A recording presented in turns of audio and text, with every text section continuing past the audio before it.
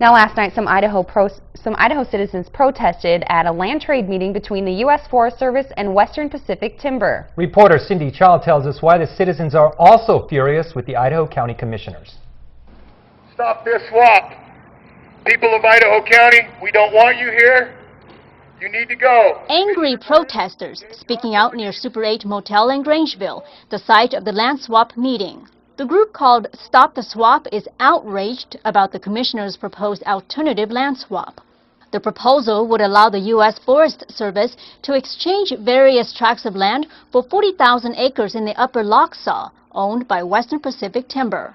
The swap will also take away grazing rights for ranchers.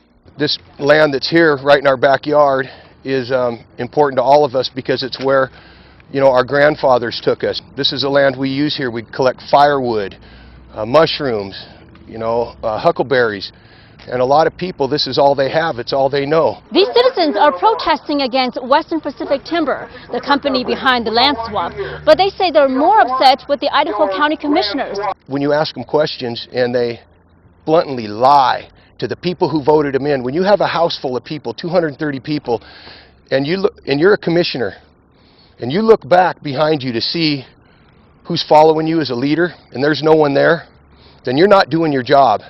Skipping the meeting, why don't you turn around and look at your constituents? You can't do that because you won't look us in the eye. You are yellow-bellied backbone Brandt. But Commission Chairman Skip Brandt says the group is responding without knowing all the facts.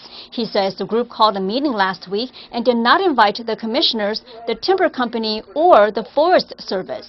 It's frustrating because they do not want to discuss the issue, basically. I mean, that's what it gets down to. Instead of just yelling and screaming, we need real dialogue with our citizens so we can do the best trade that we can. Brandt says the deal is between the timber company and the Forest Service.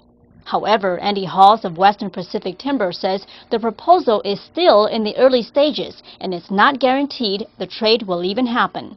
You have to look at it, does it make sense for us? It may or may not make sense. So at the end of the day, we may not like it. But the important thing is to look at it, have good dialogue with the community, and see if it makes sense. The Forest Service may or may not think it would make sense at the end. Save our land! In Grangeville, Cindy Cha, KLEW News. Commissioners say keeping the trade in Idaho County will prevent them from losing more than $100,000 in tax revenue.